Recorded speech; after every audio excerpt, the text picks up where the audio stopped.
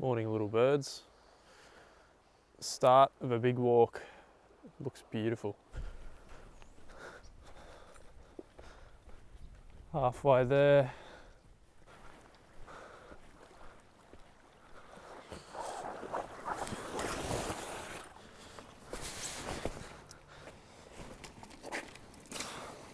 Good morning, everyone.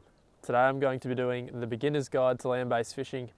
I've just arrived down here at our location for today, and it is an absolutely beautiful spot here in Westernport Bay. Today we're going to be covering absolutely everything to do with land-based fishing. Going to be going over rigs, sinkers, fishing combos, conditions, all that good stuff to give you guys a really good insight on how to catch fish land-based. Before we get anything set up, I'm going to show you a brief overview of what I bring out when I'm land-based fishing. So obviously we've got our 3 combos here. We're allowed 3 rods and reels.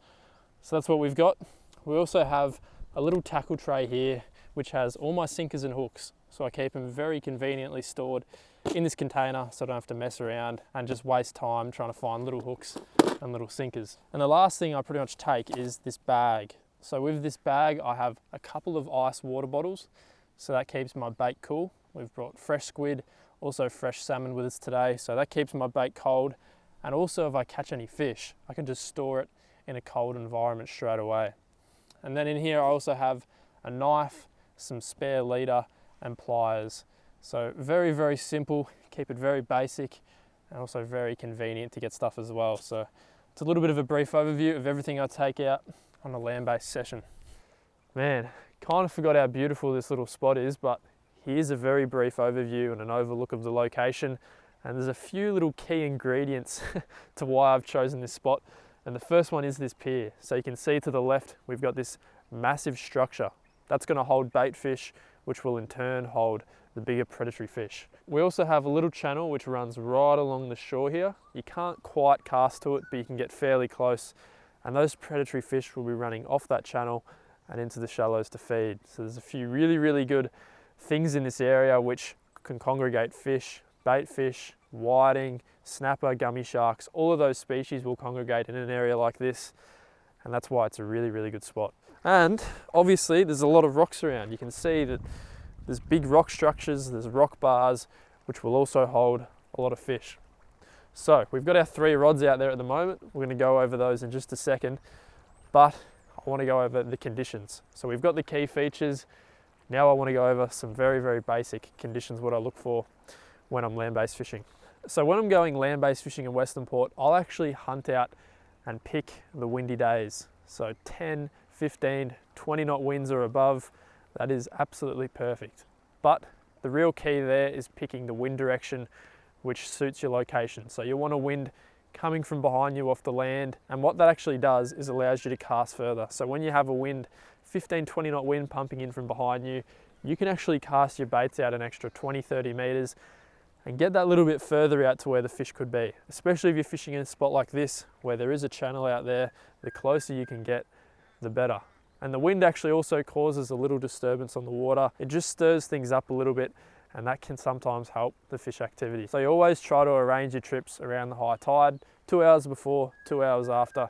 That's typically a good rule, and if you can line that up with sunset or sunrise, then that is absolutely perfect. So before we go over our 3 combos for today, if you want to know this exact location and how to fish it, so the right tides, the right conditions, then what I'm actually going to be doing is giving this mark away on Patreon. So if you support tier 2 or above on Patreon, you'll get access to this amazing, amazing location. I know of massive gummy sharks caught here, mulloway, snapper. It is an exceptional, it's probably one of the best land-based spots in Westernport. So if you want access to this location, support the Patreon, and I'll also tell you a little bit about how to fish it.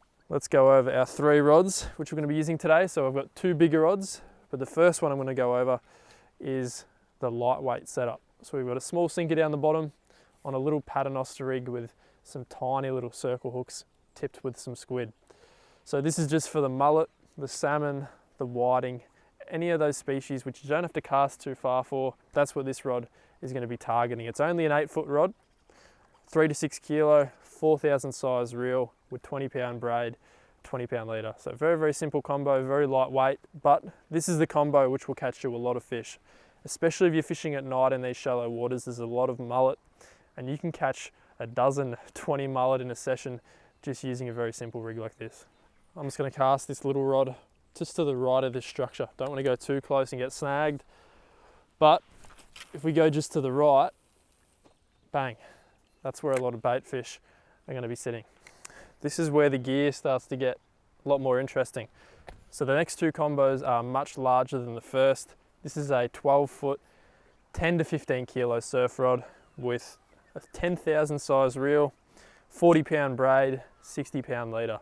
So a much, much heavier combo, and that is going for the species like mulloway, gummy sharks, snapper, all of those species which are in these areas. Now the reason you use these really, really long surf rods off the beach is obviously to get that extra cast distance.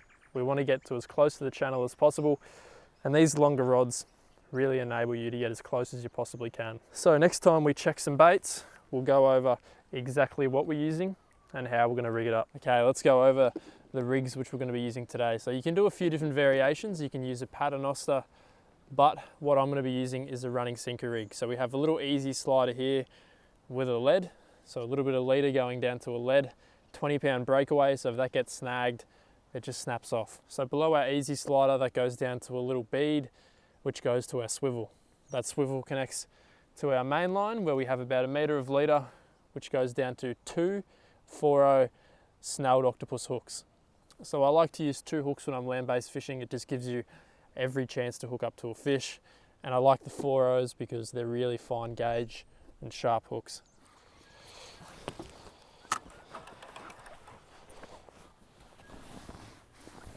Okay, so we've got our double hook rig like we were talking about. We've just pinned the bottom hook through the bottom of the bait. The top hook acts like a keeper. So we'll just pin that through the top there. And that is a dynamite little bait. Piece of squid. We're just going to cast that out here. Another little bit of squid. We've got another double hook rig. Got that one down the bottom. Massive hook penetration. And then that keeper hook up the top yet again. So we've got our first rod out to the left here. We want to spread them out. So if a big fish grabs one of them, we don't want them to tangle too easily. So we're going to cast this one to the right, just a little bit further.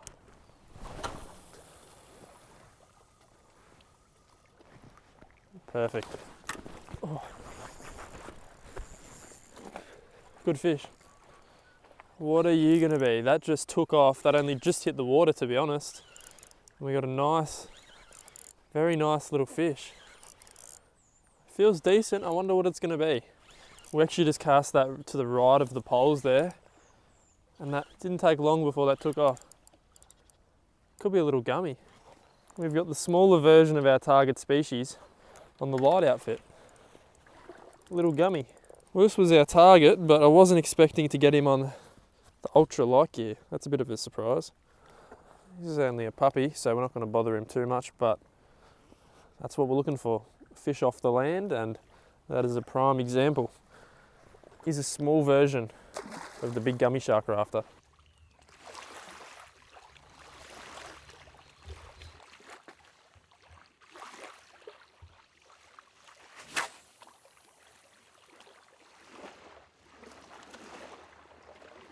Alright, let's deal with this little guy, get a little look at him. He's not the worst little gummy either. We've worked extremely, extremely hard for this fish. Sat through a lot of wind, a lot of rain, but starting to pay off. We've had a few runs, and this is our first proper hookup. So let's get these little hooks out of him. Okay, little buddy, let's send you off. Get you back swimming. Just gonna chuck him out. And there he goes, back into the mud bath. Well, that's going to conclude this basic guide to land-based fishing. There's a lot of rain and wind coming, so I'm going to pack up and get out of here. But hopefully you guys learned a few things, a few tips and tricks to hopefully help you guys on your journey to land-based fishing. If you did, and if you enjoyed the video, leave a like, comment some suggestions down below, and I'll see you in the next video. Thanks for watching.